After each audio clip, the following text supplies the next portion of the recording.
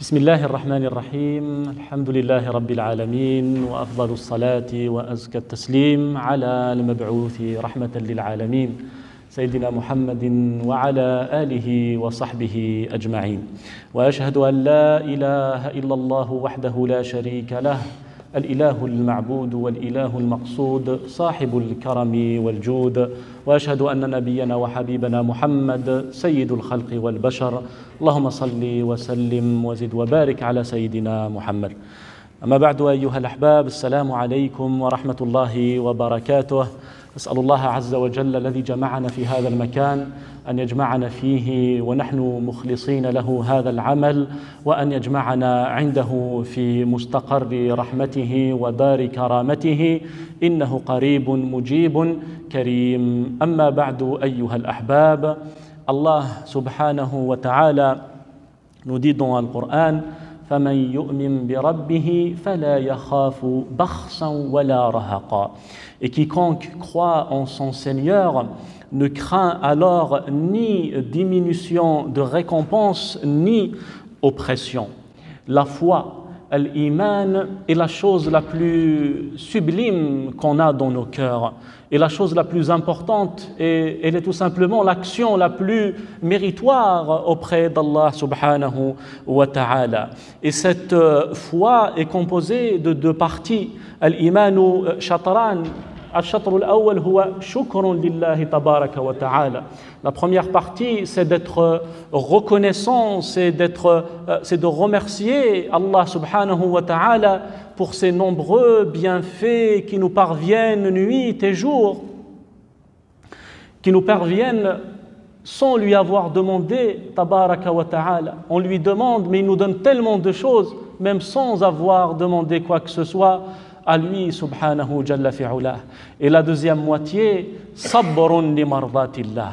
La deuxième moitié de la foi, c'est patienter, se montrer endurant pour satisfaire Allah subhanahu wa ta'ala, pour que sa satisfaction nous touche et sa satisfaction nous englobe subhanahu wa ta'ala. لذلك قال الإمام علي رضي الله عنه وأرضاه أن لا إيمان لمن لا صبر له. Celui qui n'a pas d'endurance, celui qui n'a pas de patience, qu'est-ce qui va rester dans sa foi? Qu'est-ce qui va rester dans sa relation avec Allah tabaraka wa ta'ala? La patience, c'est la mère, hiya ummu al-a'mal, a'mal al-qalb, c'est la mère des actions du cœur. On a besoin de sabr, on a besoin d'endurance dans toutes choses, ayyuha al-ahbab. Dans notre relation à notre prochain, dans notre relation familiale, dans notre chemin vers Allah tabaraka wa ta'ala.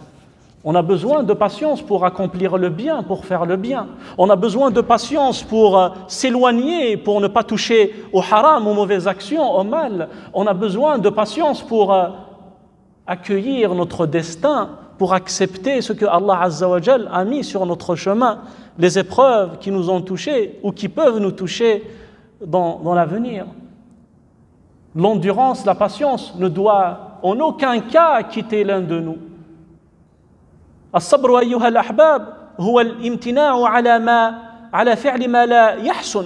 La patience, c'est de se retenir, c'est de ne pas faire ce qui n'est pas convenable, comme disait l'un de nos savants dans la définition de sabr. Il parle bien entendu des mauvaises actions. الصبر هو التباعد عن المخالفات. La patience, c'est s'éloigner des péchés, s'éloigner des endroits où l'on fait le péché. D'ailleurs, Ibn Sammak, ce grand savant qui allait voir les rois pour leur faire le rappel, disait « At-taqwa an la yaraka Allahu haythu nahak wa la yaftaqidaka haythu amarak » La patience, c'est que Allah, que tu ne manques pas aux endroits que... La piété, ce n'est pas la patience. La piété, c'est que tu ne manques pas aux endroits que Allah t'a demandé de fréquenter, comme les mosquées.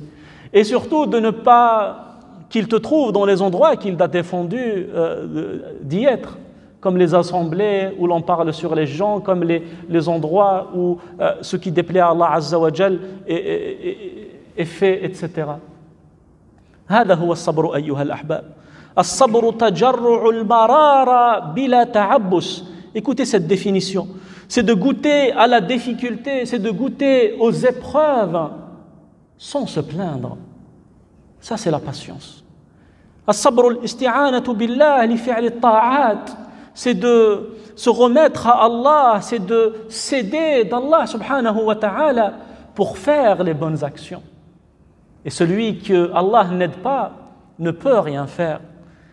Allahumma la takilna ila anfusina tarfata ayn, disait le prophète sallallahu alayhi wa sallam.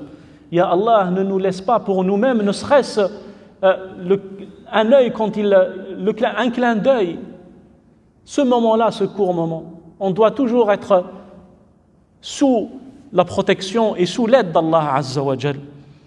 والتعريف الذي سنقف عليه اليوم أيها الأحباب نسأل الله التوفيق ونسأل الله قبول العمل ونسأل الله تبارك وتعالى أن يجعل الإخلاص رفيقنا إلى يوم نلقاه. On parlera aujourd'hui de cette définition الصبر هي شجاعة النفس. L'endurance, c'est le courage de l'âme. C'est un courage, être courageux. Être courageux pourquoi? Être courageux pour persévérer dans le bien. Être courageux pour dire non aux mauvaises actions, pour dire non aux tentations, pour dire non aux péchés qui nous appellent quotidiennement. Ça nécessite un courage. Et ce courage, c'est la définition même de sabr. Et le courage d'accepter pleinement et avec satisfaction notre destin et ce que Allah a mis sur notre chemin comme épreuve. Il faut partir sur de bonnes bases. Dans notre relation à Allah Azza wa Jal, il faut une bonne croyance. Et la croyance, ou alors ce qu'on doit penser et qui va nous aider, et qui va remplir notre cœur durant toute notre existence, c'est de penser toujours du bien d'Allah tabaraka wa ta'ala. Que Allah veut notre bien et veille à nos intérêts plus que nous-mêmes on veille sur nos propres intérêts. لذلك قال أحد الصالحين لو خيرنا أن نكتب ما سيحدث لنا ما اخترنا شيئا أحسن مما اختاره الله. Si Allah tabaraka wa ta'ala nous donne la possibilité, c'est pour rapprocher le sens, nous donne la possibilité de choisir pour nous-mêmes, enfin qu'on va choisir nous-mêmes notre destin, ce qui va nous arriver, on n'aurait jamais pu choisir pour nous-mêmes mieux que ce que Allah a choisi pour nous. Il faut démarrer notre relation avec Allah à partir de ce principe. Penser du bien de lui, penser qu'il souhaite notre bonheur, qu'il souhaite notre bien. Nous n'avons pas révélé sur toi le Coran pour que tu souffres. Allah ne nous a pas envoyé le Nabi sallallahu alayhi wa sallam pour que nous souffrions. Il ne nous a pas donné le Coran pour qu'elle soit une gêne. Il ne nous a pas agréé l'islam comme religion pour qu'elle soit difficulté après difficulté. Abadan, on croit que ce qui est meilleur d'Allah tabaraka wa ta'ala. C'est ça le courage. هذا هو الصبر أيها الأحباب. Vous connaissez tous l'histoire de Youssouf alayhi الصلاة والسلام. من منا لا يعرف قصة يوسف نبي الله عليه الصلاة والسلام. Un jeune prophète, beau, célibataire, intelligent, approché par une femme qui était riche, qui était puissante, qui a demandé à faire avec lui ce qui est illicite. Et là, Nabiyullah Yusuf a mis en pratique la définition qu'on va voir aujourd'hui. Le courage de dire non, et il a dit non, alayhi salatu wassalam. Qala ma'adallah, innahu rabbi ahsana mathway. Il dit, je cherche refuge, qu'Allah me protège de cette situation. Allah n'aime pas les injustes, tabaraka wa ta'ala. Concrètement, il a fait quoi, Youssouf alayhi salatu wassalam? Concrètement, il a eu le courage de dire non à un délice éphémère, à un plaisir passager qui va durer quelques minutes, qui va durer un court moment, pour dire oui à la satisfaction d'Allah tabaraka wa ta'ala, pour dire oui à ce que Allah a réservé pour lui, et il ne l'a pas choisi pour rien. Naam. Il ne l'a pas choisi pour rien, car Allah Azza wa Jal a su ce qu'il y avait dans son cœur. قال ابن مسعود رضي الله عنه وارضاه نظر الله إلى قلوب البشر فلم يجد قلبا أطهر من قلب نبي الله محمد صلى الله عليه وسلم فاصطفاه للرسالة. Allah Azza wa Jalla a regardé les cœurs de l'humanité et il n'a pas trouvé un cœur plus pur que celui du prophète Muhammad sallallahu alayhi wa sallam pour qu'il porte le dernier et l'ultime message de l'islam. C'est le cœur, ayyuha al-ahbab. C'est le cœur est le roi et tout le reste sont les membres. Quand le cœur se porte bien, tout le reste va aller mieux. Il y a dans le corps une partie, si elle se porte bien, tout le reste va se porter bien. Et si il n'est pas bien, tout ce qu'il y a dans le cœur va se porter mal. Quand la langue ne s'empêche pas de mentir, quand la langue ne s'empêche pas de parler des autres, quand la langue ne s'empêche pas de dire des gros mots, de dire des grossièretés, al-khawd fil bada'a wal kalam al-fahish, il faut savoir que le cœur n'est pas bien, que c'est le cœur qui est atteint avant que cette langue ne soit atteinte de ces mauvaises choses. Nas'alullah as-salamata wal afiya. Face aux péchés, mes frères et sœurs, face aux tentations, face aux appels de la libido, nous avons tous besoin de as-sabr. Inna an-nafsa la'ammaratun bis-su' kama qala nabiyullah Yusuf. L'âme est incitatrice au mal. Elle fait de terre alors notre nafs, notre ego, ce qu'on voit tous, et elle veut s'accaparer de cette terre. Et il veut se rassasier de ce qu'il y a sur cette terre. Que le ventre soit rassasié, que tous nos désirs soient rassasiés. Et cette nafs n'est pas regardante. Est-ce que c'est halal? Est-ce que c'est haram? Est-ce que c'est permis? Est-ce que ça ne l'est pas? Un nafs, il veut juste se rassasier. C'est là que rentre l'iman. C'est là que rentre l'aql, la raison et la foi pour guider cette nafs, pour éduquer cette nafs, pour faire un travail de réforme sur cette nafs. قد أفلح من زكاها وقد خاب من دساها. Il a réussi celui qui l'a purifié. Il est là le travail, ayyuha al-ahbab. C'est ça l'effort, de purifier cette nafs, d'aller vers l'avant, de cheminer vers Allah tabaraka wa ta'ala. Ya ayyuha al-insanu innaka kadihun ila rabbika kadhan famulaqih. On chemine vers Allah tabaraka wa ta'ala. Et notre cheminement vers Allah tabaraka wa ta'ala n'est pas sans incident, n'est pas sans péché, et ne peut pas être sans péché. Kullu bani adam khata. On va tous un jour ou l'autre trébucher, on va tous un jour ou l'autre faire du mal à nous-mêmes avec les mauvaises actions. ومن يكثر طرق الباب يوشك أن يفتح له. Et celui qui toque avec insistance, qui toque à la porte d'Allah, avec les du'as, avec le repentir, il toque et continue de toquer, cette porte va s'ouvrir. Et la porte d'Allah et le repentir d'Allah va s'ouvrir, subhanahu wa ta'ala. Hakada ayyuha al-ahbab. On a tous besoin de cette vertu qui est la patience, qui est as-sabr. Sans elle, on ne va pas s'élever. قال قتادة خلق الله الملائكة من عقل دون شهوة. Qatada nous dit, ce grand savant, que Allah a créé les anges et ne les a pas dotés de penchant, ne les a pas dotés de libido. Il leur a donné une raison. C'est pour ça, لا يعصون الله ما أمرهم ويفعلون ما يؤمرون. C'est pour cela qu'ils obéissent à Allah Azza wa Jalla en permanence et font à chaque fois ce que Allah leur demande de faire. Puis il dit Qatada, puis il a créé les animaux et les a dotés de libido et leur a pas donné la raison. Hein? Et les animaux, quand ils veulent faire quelque chose, ils le font. Hein? Que ce soit avec leur partenaire ou pas. Hein? Cette libido doit être assouvie, hein? Et ils ne sont pas très regardants. ثم خلق الله بنو آدم. Puis Allah a créé le fils d'Adam, nous tous, et il leur a donné ces deux choses. Il leur a donné la raison pour distinguer le bien du mal. Il leur a donné la tentation, il leur a donné les penchants pour les éprouver. pour les mettre à l'épreuve. Tabarakalladhi biyadihi al-mulk wa huwa ala kulli shay'in qadir.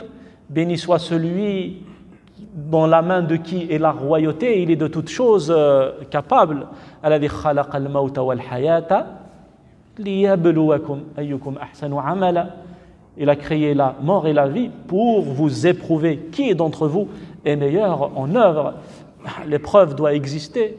C'est l'épreuve qui va élever les gens le jour dernier. C'est l'épreuve qui va permettre aux gens d'accéder à la miséricorde d'Allah tabaraka wa ta'ala. Inna rahmatallahi qaribun mina al-muhsinin. La miséricorde d'Allah est proche des bienfaiteurs. Pour être bienfaiteur, il faut passer par l'épreuve de l'avarice, de l'amour du gain, de l'amour de l'argent et surmonter cet amour pour devenir bienfaiteur et devenir min al-muhsinin. Donc on a surmonté une épreuve pour être ainsi élevé auprès d'Allah tabaraka wa ta'ala et atteindre sa miséricorde qui est grandiose. Wa rahmati wasi'at kulla shay. Et ma miséricorde embrasse toute chose, nous dit Allah tabaraka wa ta'ala. Et je reviens à la parole de Qatada.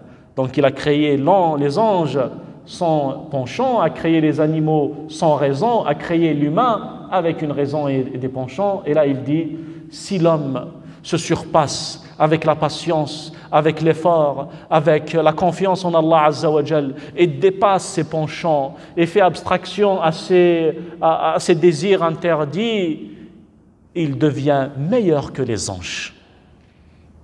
Parce que les anges n'ont pas été éprouvés comme l'homme.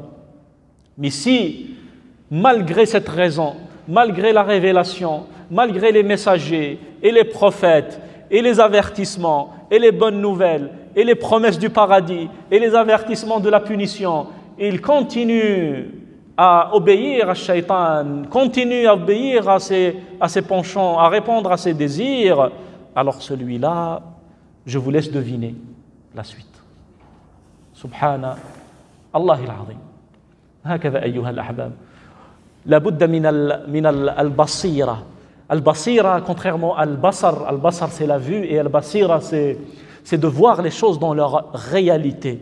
C'est-à-dire on doit voir pourquoi on est là, vers quoi on aspire à aller, qu'est-ce qu'on recherche, quelles seront les difficultés, quels seront les outils qui vont nous permettre de surmonter ces difficultés. Et sachez que le meilleur outil, innahu sabr. إنما يوفى الصابرون أجرهم بغير حساب. C'est pour cela qu'Allah Azza wa Jalla nous dit, les endurants auront leur récompense sans compter. Si on médite sur cette parole, on va trouver qu'elle est très très forte. Ça veut dire Allah nous dit sans compter. Si jamais Akhi Muhammad, fais-moi ton prénom, Akhi Jamal, qui est connu pour sa générosité, qui est connu pour donner un exemple, et c'est ce que je pense de toi, Inch'Allah, qui est très généreux, va m'inviter, il va me dire ce soir, tu viens, je t'invite chez moi. Ah, il est connu pour sa largesse, connu pour sa générosité. Hein, je vais me dire quoi? Je vais me dire, aujourd'hui, je vais jeûner. Hein. Faut que la niya aussi soit bonne. Hein. Faut pas jeûner pour manger bien le soir. Hein. Donc je vais m'abstenir de manger toute une journée pour manger ce que Jamal me prépare. Hein. Je vais me préparer à ce repas. Mais là, c'est Allah Azza wa Jal qui nous promet une récompense.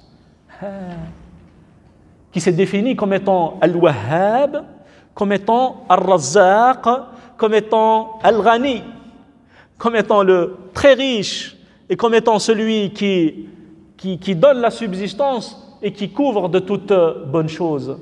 Alors, à quoi va-t-on s'attendre auprès d'Allah Azza wa Jal? À quoi va-t-on s'attendre, ayyuha al-ahbab, auprès d'Allah tabaraka wa ta'ala? Man arafa Allah ahabba wa man ahabbahu ata'ah. Celui qui a appris à connaître Allah, il va l'aimer. Il n'y a pas un humain sur cette terre. Il n'y a pas un homme avec un grand H qui va connaître et qui va apprendre à connaître Dieu, Allah, tabaraka wa ta'ala, al-khaliq al-musawwir, le créateur qui a façonné de la meilleure des manières. Il n'y a pas un humain qui va apprendre à connaître Allah sans qu'il ne l'aime. Impossible. Impossible de ne pas aimer Allah tabaraka wa ta'ala si on prend nos dispositions pour le connaître et pour se rapprocher de lui.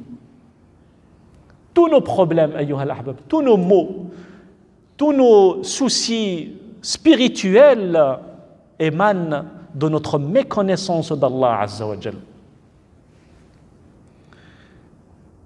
On s'est intéressé à l'histoire, on s'est intéressé à la jurisprudence, on s'est intéressé aux sciences du hadith, qui sont des sciences tout à fait nobles et importantes, mais on a délaissé très peu de temps à connaître, à lire sur Allah, à comprendre sur Allah, à méditer sur la création d'Allah tabaraka wa ta'ala.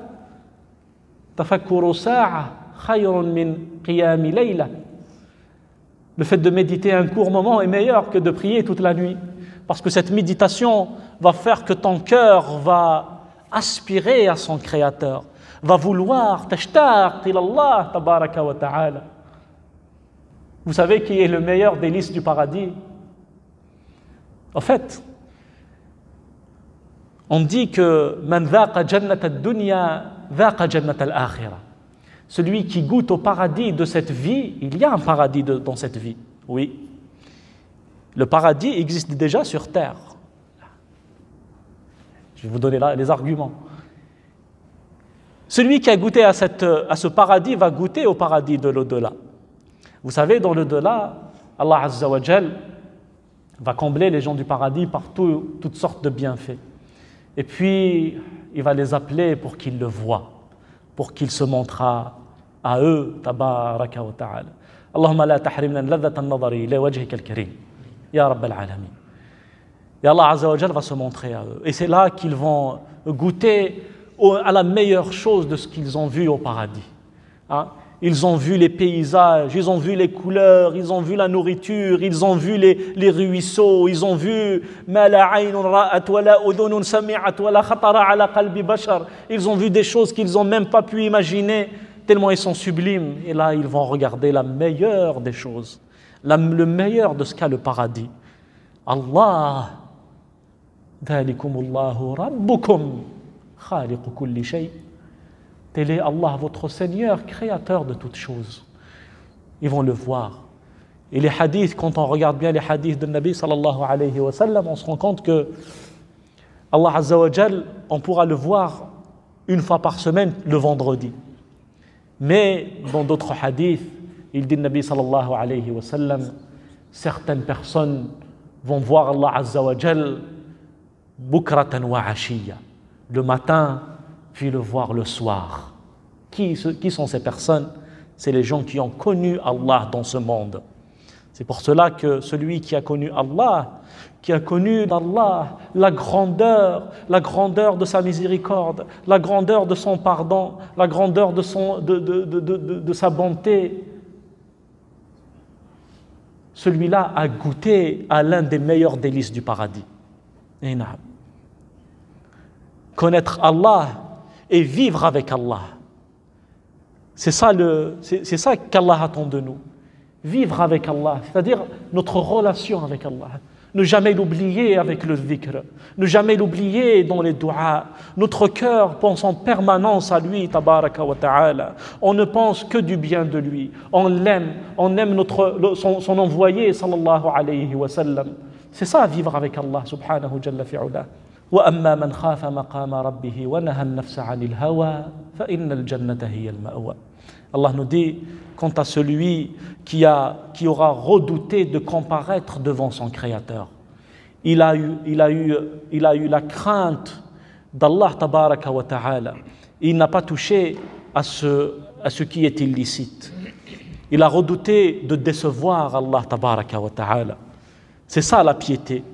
La crainte de décevoir Allah, de décevoir celui qui nous a tant donné, de décevoir celui qui nous a tout donné, subhanahu wa ta'ala. فَإِنَّ الْجَنَّةَ هِيَ الْمَأْوَى. Et préserver son âme de sa passion, des passions, alors le paradis sera son refuge. Ça veut dire quoi, préserver son âme des passions? Ça veut dire il a fait l'effort pour la préserver. Il a été endurant pour la préserver. il est jeune, il est attiré par toutes sortes de choses, il a patienté. Hein? Il aime l'argent, l'argent lui arrive par des chemins qui sont illicites, il a patienté. Il aime la gloire, la renommée, mais il a fait l'effort d'être sincère et de faire pour Allah tabaraka wa ta'ala. Touba liman sahhat lahu khutwatun wahida yabtaghi biha wajha Allah. Il est bien heureux celui qui n'a fait qu'une seule bonne action avec laquelle il recherche la satisfaction et le visage et l'agrément d'Allah tabaraka wa ta'ala. C'est ça la patience, ayyuha al-ahbab. Dire non à ce qui déplaît à Allah azza wa jal. Et ce n'est pas tout. Est-ce qu'il nous reste que 13 minutes? Ça, c'est pas une bonne nouvelle. Les frères, ils sont là, on peut augmenter un petit peu. Hein? S'ils veulent rester avec nous, Inch'Allah, dans une assemblée de dhikr. Tahufun al-malaika. Les anges sont en train de faire des doigts pour nous et de nous envelopper. Nasallallahu alla yahrimana fadla.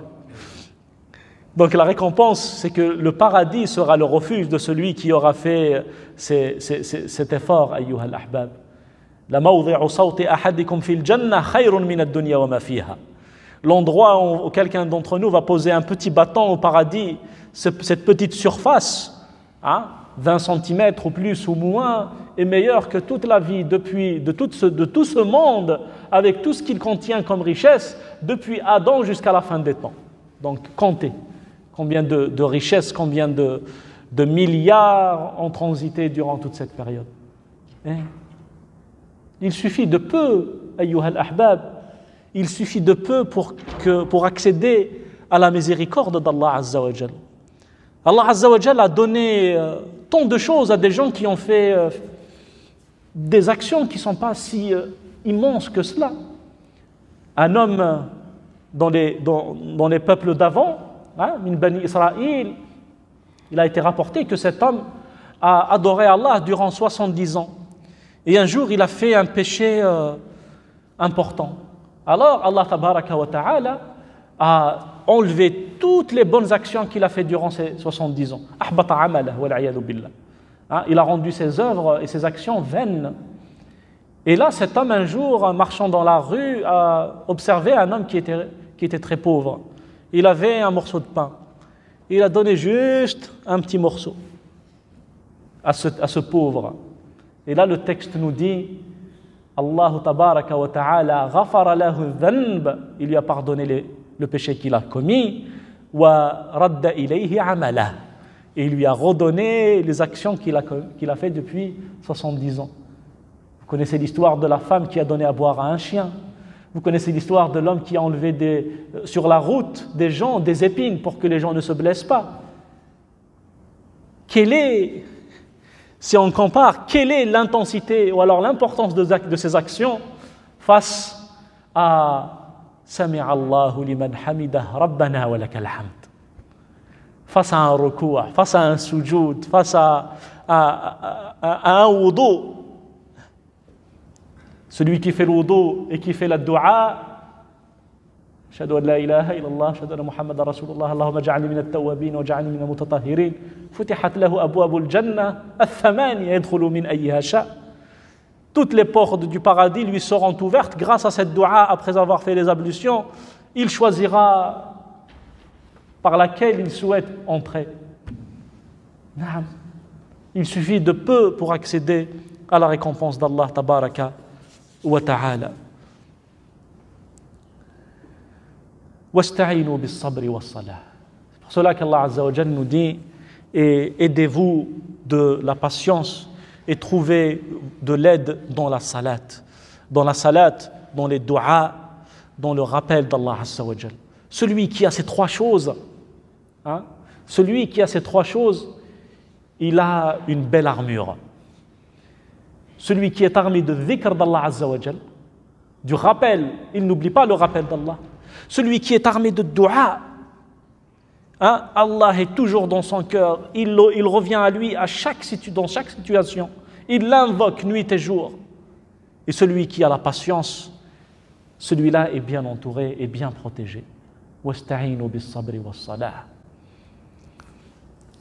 As-sabr également, ayyuha al-ahbab, هو صبر عند المصيبة. قال النبي صلى الله عليه وسلم إنما الصبر عند الصدمة الأولى. Patienter, c'est également le courage d'accepter son destin. Le prophète alayhi salatu wassalam dit la patience, c'est au premier choc. C'est au premier moment lorsqu'on apprend une mauvaise nouvelle. C'est au premier moment lorsqu'on apprend une maladie, qu'Allah nous préserve et guérit tous nos malades. Quand on apprend qu'un mal a touché un proche, que nos économies ont disparu, qu'une épreuve douloureuse nous a touchés. Le Nabi sallallahu alayhi wa sallam a qualifié ce moment de sadma, de choc, devant lequel il faut avoir de la patience.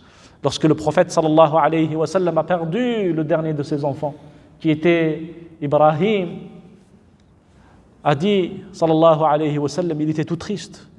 Il a perdu son épouse, Khadija, il a perdu Abdullah, il a perdu ses enfants, il a été mis en quarantaine, on l'a traité de fou, on l'a traité de menteur, on l'a traité de sorcier, il a été frappé, sallallahu alayhi wa sallam. Il était dans la douleur, les épreuves étaient autour de lui de toutes parts, alors que c'est un élu de Dieu, c'est un élu, ayyuha al-ahbab. Le prophète sallallahu alayhi wa sallam a été choisi par Allah et il a subi toutes ces épreuves. Et là, il apprend le décès de son fils. Sallallahu alayhi wa sallam. Et là, il dit Inna al-ayna la tadma. L'œil, les yeux vont pleurer. Wa inna al-qalba la yahzan. Et le cœur est triste. Wa la naqulu illa ma yurdi rabbana. Et nous dirons, et nous n'allons dire que ce qui plaît à notre Seigneur, tabaraka wa ta'ala. وإنا لفراقك أو على فراقك يا إبراهيم لمحزونون. Et on est vis-à-vis de ta disparition, ya Ibrahim, très attristé.